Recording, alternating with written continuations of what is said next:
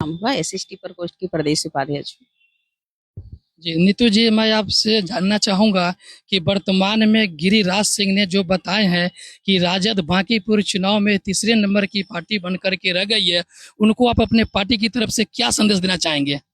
हम सबसे पहली बात तो ये कहेंगे कि राजद कोई तीसरी पार्टी और दूसरी जगह नहीं है, ठीक है। जो कहते हैं उनकी सोच है, ठीक है। और वो बांकीपुर विधानसभा भाजपा की जो गढ़ जिसको बताते थे कि 40 सालों से भाजपा का सीट था, तो फिर उन्होंने हार का सामना क्यों करना पड़ा? जिनकी पूरी ओवर कॉन्फिडेंस था कि हम कुत्ता बिल्ली को भी हम वो सीट दे देंगे तो चुनाव जीत के आ जाएंगे। तो उनकी हार को पहले उनसे बात करें ना। राजद की तो कोई ये नहीं था वहां। तो राजद जो जिस तरह से हारा, राजद को हारना ये सब चीज कोई बड़ी बात नहीं थी। लेकिन जो भाजपा का जिसको 40 साल से जो गढ़ बताया जाता कि 40 साल से भाजपा का जो किला था वो टूटा, उनकी कॉन्फिडेंस टूटा। उनकी जो ओवर कॉन्फिडेंस था कि कुत्ता बिल्ली को भी दे देंगे तो हम सीट जीत के आ जाएंगे। लेकिन भाजपा की कैंडिडेट क्या रहा? दूसरे नंबर पे रहा। भाजपा की कैंडिडेट दूसरे नंबर पे रहा। तो पहले उनसे सामना कीजिए ना।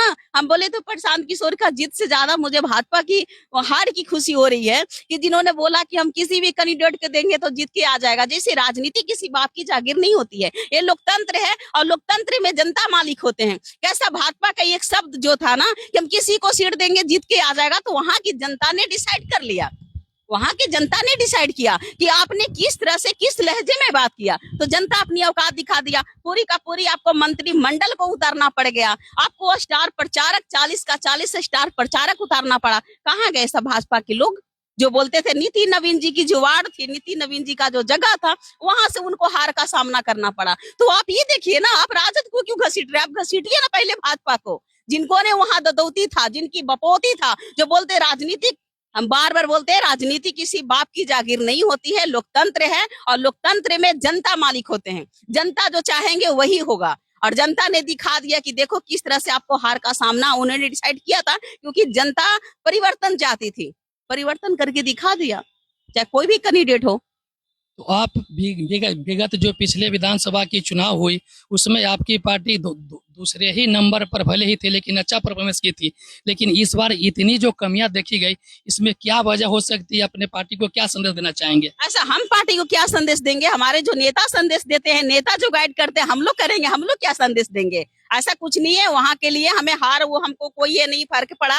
नहीं पे हमको हार से कोई फर्क पड़ता है, ना जीत से फर्क पड़ता है। फर्क पड़ती है कि हमारे नेता हर दुख सुख में साथ देते हैं। जितने भी गरीब गुरबा शोषित वंचित, जिस तरह से हमारे आदरणीय लालू प्रसाद यादव जी करते थे, बस वही चीज पे, वही रास्ता, वही विचारधारा पे हमारे नेता जो नेता प्रतिपक्ष तेजस्वी यादव जी हैं वो करते हैं। मुझे ये खुशी होती है कि हर गरीब गुरबा के साथ जितने भी शोषित वंचित हैं, जो गरीब गुरबा हैं, उनकी आवाज बनते हैं। जो स्टूडेंट की बात को देखिए, अब सम्राट चौधरी की जो सत्ता में जब से आए हैं, सम्राट चौधरी के रहते हुए अभी देखिए कि अब धरना प्रदर्शन हुआ जिसमें स्टूडेंटों का AK-47 का मतलब 3-3 गो का बच्चा को मार दिया गया। कहाँ गए? क्या कर रहे हैं?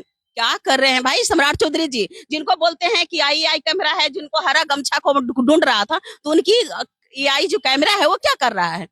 आप उनको पहले देखिए ना कि जिस तरह से सत्ता में बैठे हुए लोग जो है वो किस तरह से स्टूडेंट पे, महिलाओं पे, मजदूर पे, किसान पे जो अत्याचार कर रहे हैं। कभी भी वो शिक्षा, स्वास्थ्य, बेरोजगारी, महंगाई इस पे बात नहीं करते हैं। सिर्फ सत्ता में बैठे हुए, कुर्सी पे बैठे हुए, तो जनता उनको चुना नहीं है। सत्ता पे बैठे हुए अपना मनमानी चला रहे हैं तो नहीं ज्यादा दिन चलेगा।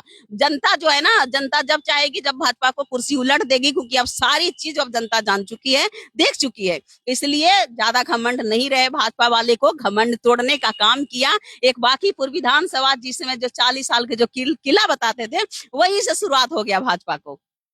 वर्तमान में जो लॉ एंड ऑर्डर की जो स्थिति है, उस पर आप क्या कहना चाहेंगे? जो बंटी यादव का घटना है, या भरत भूषण तिवारी का है, या वर्तमान में रोहतास का जो घटना हुई है, इन सारे मुद्दों को आप कैसे देख रहे हैं? सबसे पहली बात तो ये लॉ एंड ऑर्डर के जो बात करते हैं, जो सम्राट चौधरी जो पहले मुख्यमंत्री है, तो वही पहले गलत है।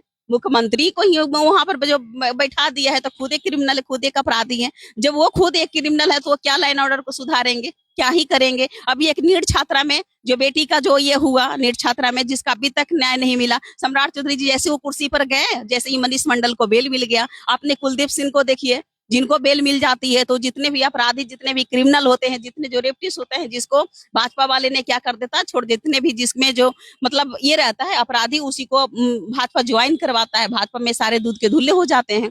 तो भाजपा वाले से उम्मीद करना बेकार है। बंटी यादव को जिस तरह से सम्राट चौधरी को रहते हुए बगल में, आपको पटना कितना दूरी है, सम्राट चौधरी के नाक के नीचे यहाँ पर देह व्यापार चल रहा है और सम्राट चौधरी जी को पते नहीं है। सम्राट चौधरी के घर के बगल में मुख्यमंत्री के आवास में 15-16 साल के बेटी को रेप करके फेंक दिया जाता है, सम्राट चौधरी को ध्यान ही नहीं है। यही तो लाइन ऑर्डर चल रहा है। दीना डिस्ट्रिक्ट बेटियों का रेप किया जाता है, बाप के साथ यहाँ बेटी को खींच के ले जाता है। भाजपा वाले कहते हैं बेटी पढ़ाओ बेटी बचाओ, डेली का डेली बेटियों का अपमान होती है, डेली यहाँ पर बेटियों के साथ गलत होता है। ये सब चीज को भाजपा को नहीं दिखाई देगा। सिर्फ इन लोग का पोस्टर बैनर पे बड़े बड़े भाषण होती है, बेटी बचाओ बेटी पढ़ाओ, लेकिन बेटी पढ़ाओ बेटी बचाओ नहीं, सीधे कहते हैं बेटी उठाओ। भाजपा का बस ये धंधा रह गया है। और ऐसे कोई विकास आपने देखिए, कोई भी ऐसा विकास शिक्षा में देखिए, शिक्षा में भी जितने सारे जो स्टूडेंट हैं, जो डेली का डेली यहाँ पर अपमान हो रहा है। बच्चा का ये आंदोलन करना, हमारे भारतीय समान, हमारे आर्टिकल 19 में लिखा हुआ है कि हम धरना प्रदर्शन कर सकते हैं, मेरा अधिकार है। लेकिन भाजपा वाले ने क्या कर रहा है, बच्चे पे लाठी चार्ज करवा रहा है। यानी नेता का बेटा बेटी लंदन पेरिस में पढ़े, हमारे बिहार के, हमारे देश के बच्चे जो है लाठिया चार्ज करे। मजदूर किसान अपने बच्चे को पढ़ाते पढ़ाते अपना खेती बेच देता है, आधा रोटी खाता है, बच्चे को पढ़ाता है। हमारे स्टूडेंट है जो 18-18 घंटा पढ़ते हैं और उनकी पेपर लीक हो जाता है। कहाँ है सरकार? सब बैठे हुए क्या कर रहे हैं? सत्ता में बैठे हुए लोग कहाँ कर रहे हैं? जो बच्चे को ये लाठी सामना खाना पड़ता है, जिस तरह से पानी का फिरंग हो जाता है इन्हीं नेताओं का बेटा बेटी। अब यहाँ पर बात आती है आरक्षण की। आरक्षण हमने हटाएंगे, आप जाति हटाने की बात न करते हो, आरक्षण की बात करते हो। हमारे बच्चे जो है पढ़ते हैं चरवाहा विद्यालय में, हमारे खिचड़ी वाले स्कूल में, आपको नेता ने विधायक का बेटा बेटी पढ़ेगा लंदन विदेश में, फिर आरक्षण की बात करना भी बेकार है। आप जाति हटाओ, आरक्षण हम लोग छोड़ देंगे। तो ये सारी चीज सब भाजपा में है, क्योंकि विकास और शिक्षा के मुद्दा को भटका कर और सिर्फ अपना राजनीति कर रहे हैं। ये सब राजनीतिक चलने वाला नहीं है, जनता को सब समझ में आती है। इन छात्रों को डिटेन करके पुलिस ने जेल में हवालात में